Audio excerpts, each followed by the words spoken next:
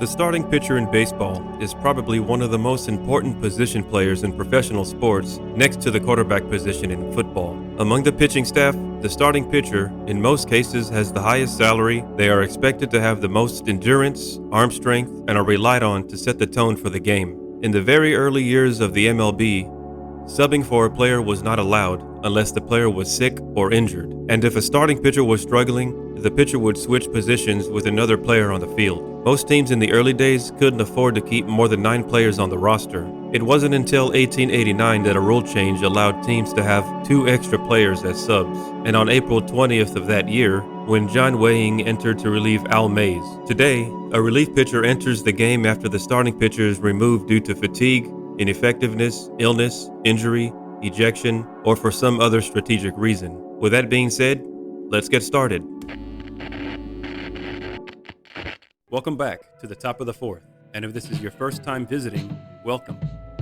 Furpal Marbury is credited for being the first prominent reliever. From 1923 to 1935, he pitched in 551 games, 364 of which were in relief. In Franz Zemniak's book, Fireman, The Evolution of the Closer in Baseball, he states that Marbury was, quote, a modern reliever, a hard-throwing young kid who worked strictly in relief, worked often, and was used to nail down victories, unquote. The concept of the relief pitcher would become more acceptable after World War II, and were usually pitchers that were not good enough to be starters. In 1950, the first pure relief pitcher, Jim Constantine, won the MVP. In 1952, Hoyt Wilhelm, a knuckleballer, began his career primarily as a relief pitcher and was the first baseball player inducted into the Hall of Fame as a reliever. Around 1970, the relief pitcher bloomed into a key role for teams due to, among other things, changing strategies, the tracking of pitch counts, and free agency. A trend started to form in the 1980s where the number of saves outnumbered the number of complete games pitched. In 1995, there were nearly 4 saves for every complete game. Over recent years,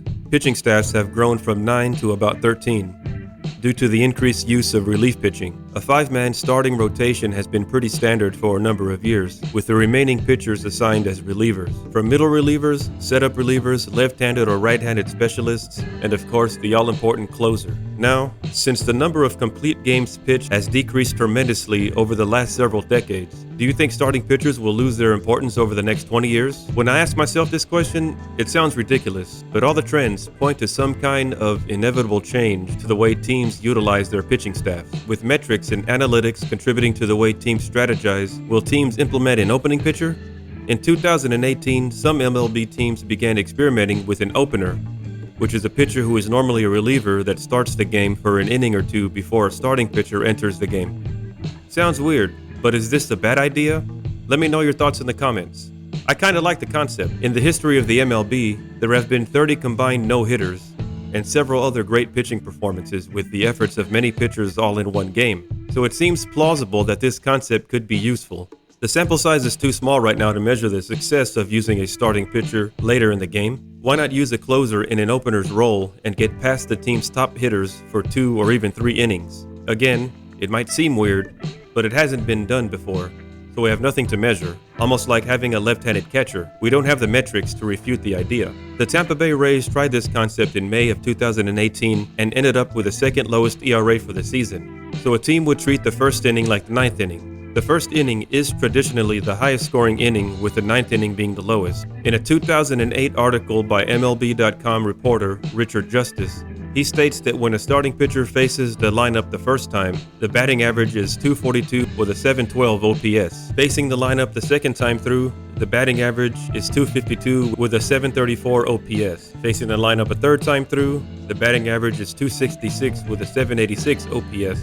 And facing the lineup a fourth time through and beyond, the batting average is .281 with a .781 OPS. So this concept allows the starting pitcher to face a team's best hitters one less time. In the same article, Justice argues that hitters are not used to facing a different pitcher each at bat. A hitter tries their best to time a pitch, and a pitcher tries their best to interrupt the batter's timing. So, it seems that it's easier to adjust to a pitcher the more at-bats you face them. Let me know in the comments what you think of this concept. I'm not for or against this concept. It's not about that for me. I'm about utilizing all of the talent on the team in the most efficient way. And the trend of complete games pitched has been declining since the 1970s, which points to some inevitable change. And why not utilize all of the talent in the bullpen if it means more wins? Of course, I'm not suggesting wearing out all of the arms in the bullpen, but this strategy does make sense on some level. The role of the pitcher is evolving again, and like the recent rule changes of the pitch clock, the concept of using an opener and pushing the starter's role into the later innings will spawn its share of people that aren't comfortable with change. But it seems something is on the horizon that will mark a new era for pitching. Or maybe not. Leave a comment. If you've made it this far in the video, thanks. And if you like these types of vids, like, subscribe, and ring that bell. Thanks again, and stay tuned.